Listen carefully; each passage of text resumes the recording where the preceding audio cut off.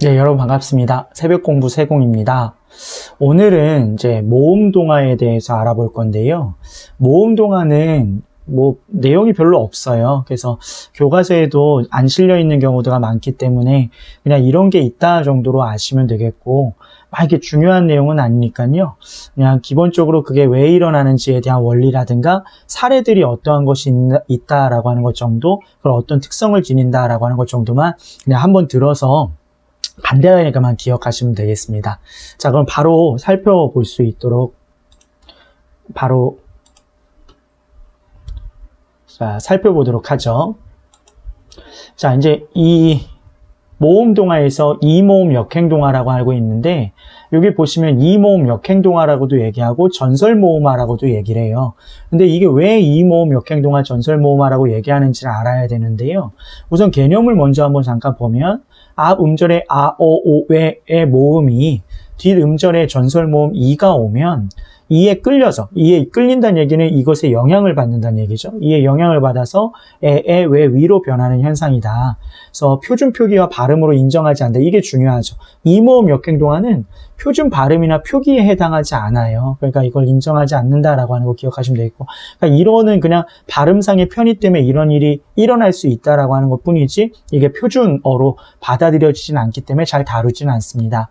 자, 그럼 지금 요 얘기가 무엇인지를 한번 얘기를 해볼 건데요. 그러니까 예를 들어서 호랑이 이렇게 있다고 예를 들어보죠. 자, 호랑이 이렇게 있으면 이 모음 역행동화는, 우리가 지난번에 배웠죠. 역행동화는 뒤에 거에 영향을 받아서 앞에 게 달라지는 게 역행동화예요. 그죠? 그 기억하고 계시죠? 그래서 역행동화는 뒤에 거에 영향을 받아서 앞에 게 달라지는 게 역행동화인데, 이 모음 역행동화는 뒤에 있는 이 모음의 영향을 받아서 앞에 게 달라진다는 얘기예요, 여러분. 그러니까 이 모음 역행동화가 일어나기 위해서는 반드시 뒤에 이 모음을 가지고 있는 소리들이 있어야 되는 거예요. 알겠죠? 그러면 호랑이 같은 경우에 이 모음이 앞에 있는 아에 영향을 미쳐서 발음이 어떻게 될 수 있느냐? 호랭이 이렇게 발음할 수도 있다는 거예요, 여러분.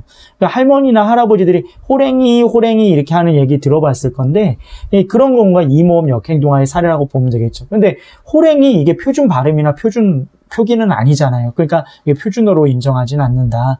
그럼 이 모음 역행동화 왜 그렇게 되는지 알겠죠? 그래서 뒤에 있는 이가 아에 영향을 미쳤다. 아비 같은 경우는요, 여러분, 여기도 뒤에 아비 할 때 뒤에 비 이렇게 있잖아요. 그럼 이게 발음으로 앱이 이렇게 발음할 수도 있다는 거예요. 마찬가지로 이가 앞에 있는 아에 영향을 미쳐서 이게 에로 바뀌었다 이렇게 생각하시면 돼요. 발음상으로. 그러면 이 이모음 역행동화도 발음상의 편의 때문에 일어나는 현상인데, 어떤 원리로 일어나는지를 한번 얘기를 해보면, 자, 여기 보세요. 표를 밑에 보시면 단모음 체계표의 앞에 게 전설모음이고 뒤에 게 후설모음이에요. 그러면 호랑이 할 때 이는 여기 있죠. 전설의 평순모음에 고모음에 있죠. 이 여기 있는데, 랑이 할 때 랑은 아는 후설 모음의 평순 모음의 여기 있죠. 그럼 얘는 하나는 전설 모음이고 하나는 후설 모음이니까 발음할 때 어떻게 해야 되죠? 혀가 앞에 있다가 뒤로 갔다가 이렇게 해야 되는 거죠. 그러니까 호랑이니까 뒤에 있다가 호랑이 해서 혀가 왔다 갔다 움직여야 된다는 거예요. 턱도 벌려야 되고, 고모음이니까 턱이 닫혀 있다가, 턱이 호랑이니까 벌렸다가 이 해서 또 턱도 움직여야 된다는 거예요. 그러니까 사람들은 굉장히 귀찮은 거예요, 그게.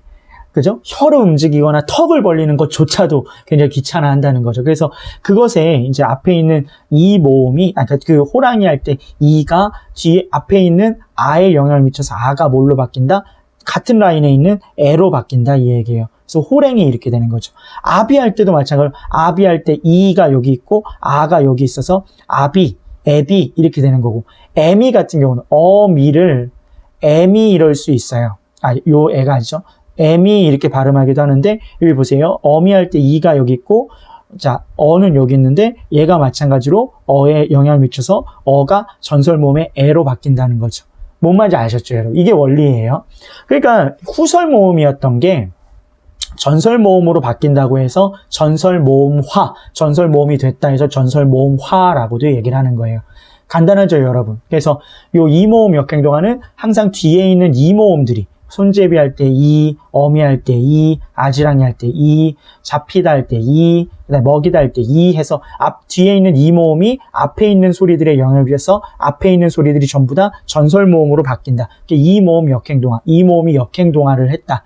영향을 미쳤다. 그리고 후설 모음이었던 게 전설 모음으로 바뀌었다 해서 전설 모음화 이렇게 얘기를 합니다.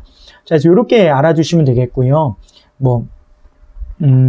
근데 한 가지 좀 주의하셔야 될 게, 이 모음 역행동화는 표준 표기나 발음으로 인정하지 않아요. 거의 대부분의 경우. 근데 아예 너무나 사람들이 그걸 많이 쓰다 보니까 표준으로 인정된 것들이 있어요. 그래서 여기 적어놨는데, 냄비, 서울내기, 담쟁이 해가지고 이런 것들은 아예 표준어로 굳어진 것이다 라고 하는 거 기억하시면 돼요. 그래서 이런 것들은 표준어로 인정되는 것들이니까 요것들은 잘 알아두시고 다 알아두실 수 있도록 하고, 그리고 특히나 학생들이 잘못 알고 있는 게 아지랭이를 표준어로 알고 있는 경우가 되게 많은데 아지랭이가 아니라 아지랑이가 표준어라는 거 잘 기억하시면 되겠습니다.